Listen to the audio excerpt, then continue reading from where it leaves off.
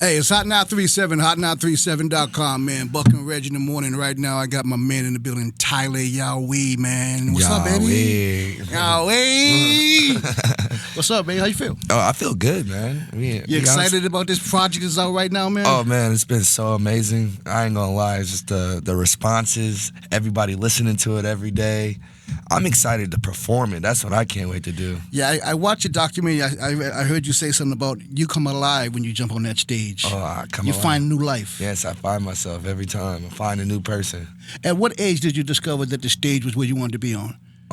Probably at a very early age. Like, I remember doing talent shows back in the days and knew I can hold a crowd my whole life. Right. Yeah, so. You lost those talent shows before, though, right? I think I never lost a talent No, show. come on. Everyone loses a talent show. Not me. You didn't lose not one. No. I like that right there, Tyler. Where's home for you? Where you from? I'm from Orlando, Florida. Orlando, Florida? Yes, a little small town called Altamont Springs. I never heard of that. Yeah, it's like in the outskirts, you know. Okay. What made you decide to do this music thing, man? Was there someone in your neighborhood, or was there a big bro or someone that you saw doing it and say, hey, I want to do that? My sister was actually in a girl group, like a girl band. Was she? Yeah, and it was called like Act or some shit like that. And she inspired me. Like I watched her go to dance practice, studio sessions, shows, like, and seeing that, it was just like it was. How old was she then? I think she was around 18. And where was you at? I don't even. I was young, like 6. And you watched her do it. You said you caught the bug right there. Yeah, I caught it right there, right then and there. And your first time on the stage was the talent shows? Yeah, actually, it was like summer camp talent shows and shit. And you won that one? Yes, I did. Now, when I can actually dance, so like. You can dance too? Yeah, I can dance and everything. I can dance. Total package. Yeah, I can dance. All right, cool. Now, coming up in these things, the parents don't really understand. You know, when you say you want to do this, what did your parents say when you told them, "Hey, this is what I want to do. I know you guys want me to be this, but I want to be this." I had to pack my bags and get out the house. You had to bounce? Yeah, I had to bounce. I've been on my own since I was like 15, so like I got kicked out the crib. Did you? I was a rebel though. I was crazy. Not because you was a rebel. That's why you got kicked out? Oh yeah, definitely. And you packed up your bags. You went to L.A. Is that the first stop? Oh no, actually, I was couch surfing and I ended up getting my own spot. And I had to figure out life real quick. And then it was that moment of life where I was like, it's either the streets or it's either dead or in jail, to be honest, you know? Right. And I chose to move to L.A. We drove all the way to L.A. Well, I had a homie named Jomi that dropped me off in L.A. We had an Airbnb for like a month. Then he dropped me off on Venice Beach with a skateboard and a suitcase. And that's it. And you tried to find your way from there. And you did find your way from there. Yeah, the American dream. Along the way, who did you see? Who did you meet that helped you get here? There's a lot of people. Like I can shout out my homie Eli Gold. I can shout out a lot of people that was there. Jomi. Who else was there? And these are the people you met in L.A.? No, Eli Gold is actually somebody I met in L.A. and he's the owner of DGK and Gold Wheels. Right. He started that whole skateboarding wave and stuff. And he was just always roaming the streets with me, like showing me studio sessions and introducing me to people. And he was just always there for me. What was the difference between L.A. and home? What was the biggest difference between that L.A. vibe and where you grew up at? Well, when I got to L.A., the moment I looked at I was on Fairfax. I remember this day. Yeah. And the moment I looked at the palms, like everything around me, like people outside, people skateboarding. I had a joint in my hand. I smoked. I was like, whoa, you could smoke and not get in trouble. Like, yo, I'm not going. I literally called my mom. I was like, yeah, I'm not coming back. Just like that? Just like that. Now, the first time in the recording studio was with who? Man, you going way back. My first recording studio, I recorded in a shack. Like, it was in the back of a shed, like, off of, like, a Blues mic and a Dell laptop. Damn. Wow. That far back? Yeah, that far back. Now, your music, do you produce the music? Do you produce too, or you just? Well, I help structure the music around and stuff, like, so that's pretty much producing and stuff. We put the song together. Right. Like, I know how to make beats sometimes, but I don't really dibble and dabble in it that much. But producing a record, yes, I can produce a record. Now, when you work with a producer, do you have to sit with them so they can understand where you're coming from? Of course. What you want out of it? Exactly. I always start off with like a melody. I always start off with the loop, like a guitar loop. And then after that, we find the melody. What's the melody? And then off that melody, I find the story. And that's how I put my words into it. Like I hear like off the melody, I can hear what I was trying to say. So your track could start off like, Yeah. and then you get that, and then you drop the words. Yeah, I can hear and I can feel what I'm supposed to say, and then it makes magic. Tell me about the artists that you looked up to growing up. There's a lot of artists that I look up to, like bands from like Green Day, My Chemical Romance, Panic at the Disco, to Jim Morrison, Janis Joplin, James Brown, Michael Jackson, Tupac. How old are you, man? I'm 28. And you know all about that? Yeah. How do you know that? Family? Just me being a nerd. I'm a music nerd, real music nerd, and it was just instilled in me. And once I've like learned about like the whole CBGB's era and stuff, like it was just infatuated. I was so infatuated by it, and I felt like that was me. Like I wanted to be that rock star. Tyler Yaweh, on what stage did it hit you that, wow, I have this many fans? Did you have to sit back and look and pinch yourself and be like, I can't believe this is where I'm at right now? I remember this show. We were at Reading. It's a show in UK. It's called a festival called Reading and Leeds. Right. And we did both of those. It's like 2 different shows.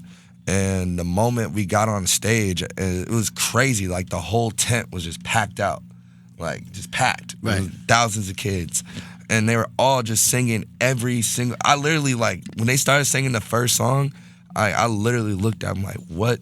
I don't even have to hold the mic in my hand. Everything. Every word. And like people wearing my merch, just seeing all types of people. It was just like, oh, that was the moment I was like, yeah, this is what I'm going to do for the rest of my life too. That's crazy because you built an organic fan base, and that's one of the hardest things to do. Organic, and we run the streets. We do stuff like this. We touch people, kids, the old babies, school man. way, because people don't do that anymore. I'm glad that you came through, because that's something they used to do all the time. I love doing you don't this. see it anymore. And I think one thing that changed with the pandemic, everyone jumped on the Zooms, and the Zoom became the normal thing to do. That was honestly, the Zoom was just so weird. You just sit in your house, like you got to put a shirt on or something, try to look fresh, and like Right. I'm really in my boxers the whole time. They don't even know, like You got the shirt on, that's it. Yeah. Stand up, Tyler. No, Nah, bro. I'm No. good. Now, the album, tell me about the album. You got some features on there. You got a song with Chris Brown. My dog. Tell me about that record right there. That's my brother right there and one of my close friends, and that record happened so organically. One day we were just in Thailand. We did Rolling Loud Thailand together. Right. We hung out multiple times before that, but Rolling Loud Thailand is where we really got super close, and we just like understood that we were like literally the same. Right. Like, we were twins. And we got back to LA. I was in the studio. He gives me a phone call. He's like, yo, I'm at the crib, pull up. And he had like K Tronada and a rock star there. He was already recording. Walked in, he was recording like 3 songs, and he stopped, and I started playing my album for him. And he was just like, yo, your album is sounding crazy. Like I got to like the 3rd, 4th record, he was just like, this is insane. And I pulled up City of Dreams, and he was like, why haven't you ever sent me this record? So And that's the one that was the one. Like, and shout out to my manager. He made sure I had the session on my phone before I left the studio. Hold on, I got this. And he's Hold like, on. yo, just play this for him. I know he's gonna want to hop on it. So I ended up having it and just sent it straight over to JP, which is his engineer. Right. And he hopped on that and That's crazy. Recorded it in literally 15 minutes. I've watched him record it in 15 minutes. The whole thing from beginning to end. His part of that bro, record. like it was nothing. Like it was flawless. Good thing you had that on your phone. You had that to email it to him. I had the Dropbox sitting right there, like ready to go. Ty Dolla $ign. Ty Dolla $ign, that's my dog. Stuck actually was another song that like resonates with me, and it's Right. like it's really close to me because I was going through a crazy breakup during my birthday, Wow. and this is like May 31st, and at that time we were supposed to be turning in my album, and I was still working on the album at the same time, like so we had like this crazy Airbnb, and I just brought all the equipment and just like recorded with the homies, and I was like, yo, we're not going out, we're just gonna enjoy it this time, just being together. Finished the documentary actually Right too, there. like right then and there, and I just had to get that out my heart, you know, like I was really feeling stuck. I was really going through some little. Who left who, Tyler? Come on, who left who? Oh man, we left each Was it other. mutual? We left each other. We're toxic. It's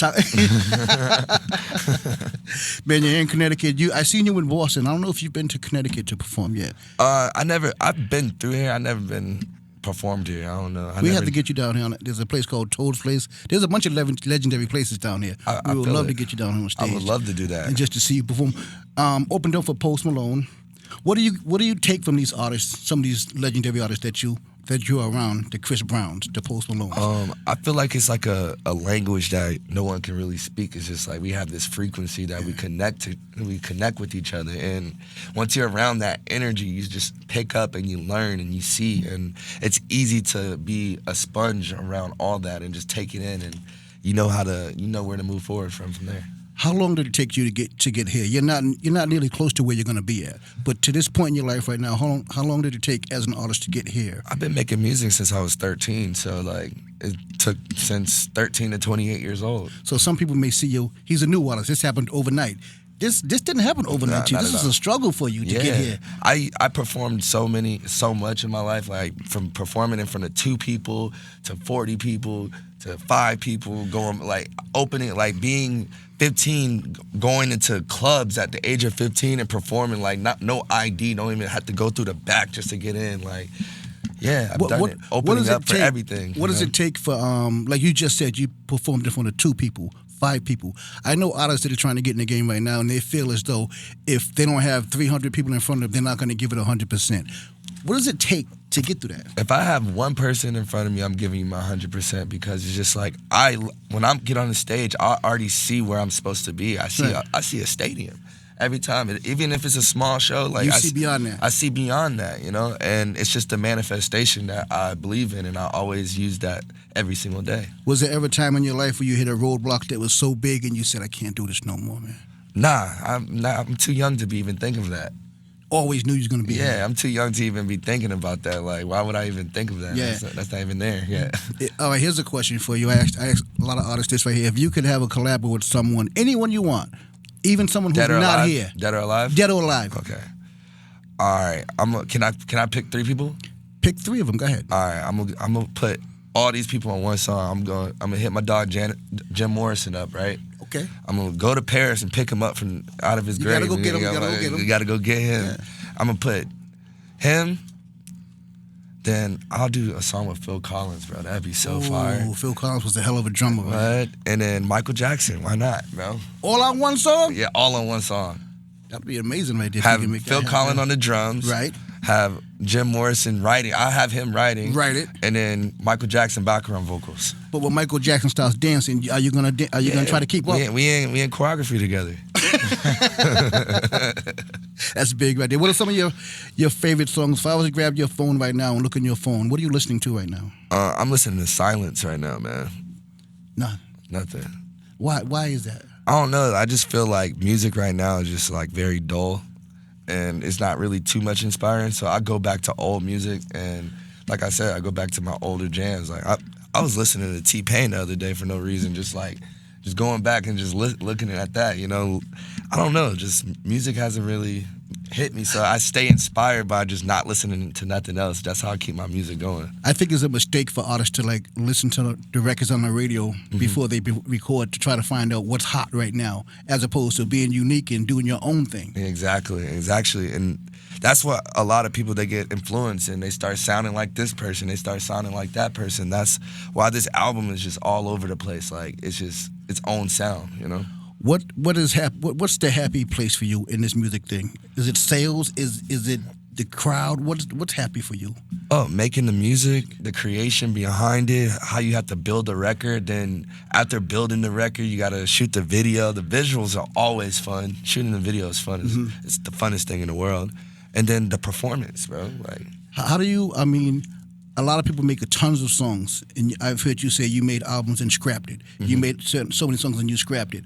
How do you decide what to scrap and what's not to scrap? You got to have people around you say, yo, keep that one, or that one's trash. Do you have that team? Man, luckily I don't make trash music. Okay. I like that. Luckily I don't make trash music, but we record so much and have so many ideas that we can go back to and fix up. And you never know. Some songs is like, it's meant for the future, it's not the time, it's not the right time for it, So you don't delete things, you just put them on hold and put them in the back. My notes are crazy. Like, my notes are insane. Probably got thousands of songs. Do you remember the first song you wrote? Yes, I do. It's called... How old was you? I remember because I got in trouble. Like, my mom found my book and I had mad cuss words in it and stuff. Like they were reciting the word, like reciting. I was like, yeah. Why are you right in front of you saying right? Like they called me in the room. They had my notebook, and they're like, so you feel like this? You doing this and that, this and that? And I'm like, oh man, it was so embarrassing. But I look back at it now. I'm like, yo, that was a time where. What was the name of the first song? But my first song I ever recorded. Damn, why are you doing this? Now people gonna look this up. I need to know. You could probably find it though. It's a song called Dreams, Money, and Fairy Tales. That was the first song that I ever put out, ever on like internet. And it was. Is it out there? Can we find it? You could try to find it. Actually, you know what's crazy? I did this interview and this lady found like all my old songs. She found all my old videos from when I was like before. I was like, how did you find this? What did you do to look back? Who did you call? So that was like my first song. And I have a lot of like I actually started rapping first. Like like I knew I could sing my whole life. I was in chorus and all types of stuff. And when I found out I can rap, I was like, yo, let's just try it out. Like, do that. Let's try it, and I have fun with it. And you like the rapping now? I love rapping, like freestyling and everything. Who's your favorite one right now? My favorite rapper. My favorite rapper. I'm gonna go with Young Thug. Young Thug. Yeah. He got some heat right now. Yeah, Young Thug is just he got every flow, every sound. He just out the box, Good. What do you do for downtime? Are you able to like go to movies and stuff right now? Yeah, I love going to movies. And late night. People not bother you? Sometimes.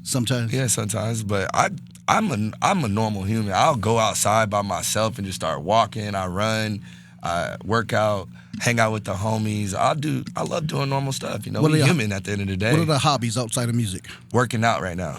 Oh yeah? I love working out. Like running. I run like 3 to 4 miles. Like go every crazy. Day. Not every day, but mostly. Diet. What's your diet consist of? Good food. Vegetarian? And tequila. And tequila. Not Casamigos, man? Not the Casamigos, man. The 42. Bring it in. Now, you go to movies? I need that endorsement, man. Come on. Do you go to movies a lot? Yes, I do. What's your favorite type of movie? I like sci-fi for sure. I love vampire movies. We need more vampire movies. What? I can't wait till the new Blade comes out. There's a Blade coming out? Yeah, in like 2025. No. Yeah, Marvel's coming out with it in 2025. I didn't know that. I didn't even know Blade was a Marvel movie in the first place. When it first came out? Yeah, I did not know that. That's a classic movie. Yeah, it's a classic. All the Blades, the Trinities and everything. Yeah, I'm a horror movie guy. I like horror movies. One of my favorite movies that I can go back and watch all the time is it's a movie called Elysium. Mm-hmm. It's about a movie. It's about like this ring in the sky that all the rich people live in this ring in the sky, and everybody's trying to get that ticket to go up there. I never heard of that. It's a crazy movie. It's an old joint? Nah, it's not too old. All right. It's not too old. All right, man. Hey, Tyler, thanks for coming by, man. You got a joint on the radio right now. Kind of crazy. Oh, you like that? You like that summer vibes? Yeah, summer vibes. Yeah. You put this out. When this came out, is this the one that you chose to be a single? It was just one of those things. Like I started snippeting it on Instagram, and people were just reacting to it so amazing. And I kept doing different snippets, like little mini videos to it, and it was getting so much like traction and good. Like everybody just loved it. It was just a good vibe for that time, and I feel like it was just perfect to be a single. How are you with the internet, interacting with the social network, and the people are tweeting, and you got the DMs coming? How do you deal with that?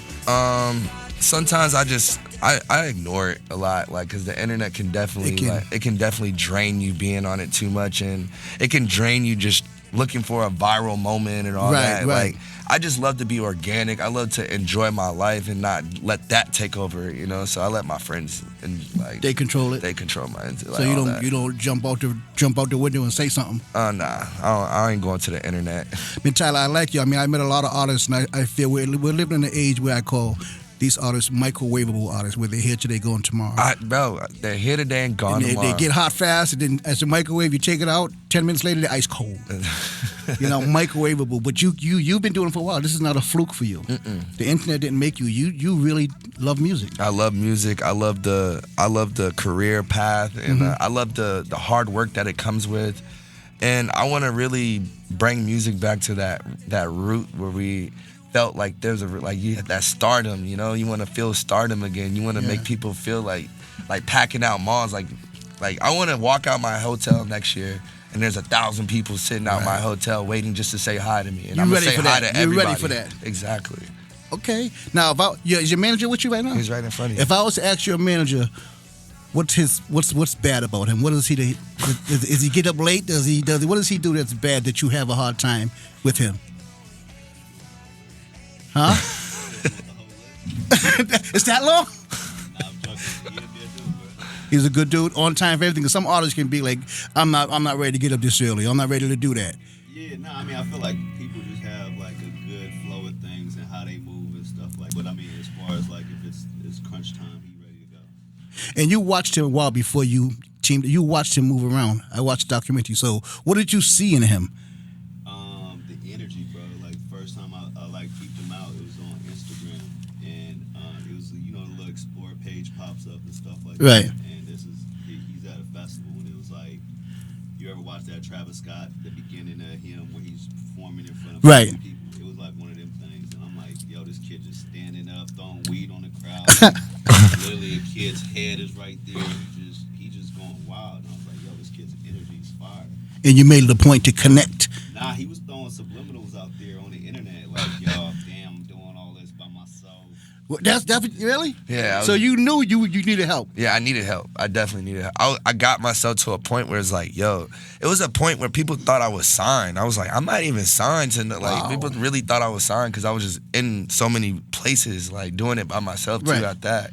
And it was just organically happened. The paths just crossed, and we're That's here amazing, today. right Yeah. there. Yeah. So you watched the subs and you read between the lines. Yeah, for sure. I was just like, he putting stuff out in the universe and stuff like that. So we just kind of connected, and everything was like just chill as fuck. That's crazy, man. That doesn't happen a lot. And the story is so wild because I opened up for Post Malone in it was like the beginning of 2015 before I moved to LA. And that was his first show. And it was actually his first show ever. Right. That he got, I guess, like, it was his first, like, sold out show. And I met Dre London and Posey that day. And they were super interested. Like, I ended up working with FKI first, which was he produced a lot of Posey stuff, like White Iverson and a bunch of stuff. And he ended up pulling up to the studio. We made a song in Orlando. And then we had another show in Tampa with Bootleg Kev. He booked me. My man, Bootleg. Yeah, shout out to Bootleg Kev. And it was another Posey show that I got booked for that in Tampa the next day. So I did that. And Dre was like, yo, who is this kid? Who is this kid? And I never seen him after that. And then how we all connect, all the stories connect. Tess, like, was already working with Posey and everybody. The story just is insane how, like, crazy. like all of it just connected dots. You And know? now look at you guys on the road together and everything. Every day. That's crazy. Album's out right now. Go get that album out, man. Tyler Yaweh is in the building right now. New single on the radio. Do me a favor, introduce your new single. Hey, this is my new single, the best summer song in the world, Summer Vibes. Make sure you go get that right now. Boom, Hot 937. Show them what time it is. You got two watches on. I don't understand. I got one. You got two. Which one? What time do you go by? I don't even is know. that East Coast and West Coast time? Tell me. What? All right, so this is for my European girlfriend. Oh, damn. Okay. And this one... Oh, I didn't expect that. And this one, this is just, you know, when I gotta stay on time. We here today, so I have to be on time, you know. One of them got to be right. Hey, it's Hot Now 37, Tyler. Cool.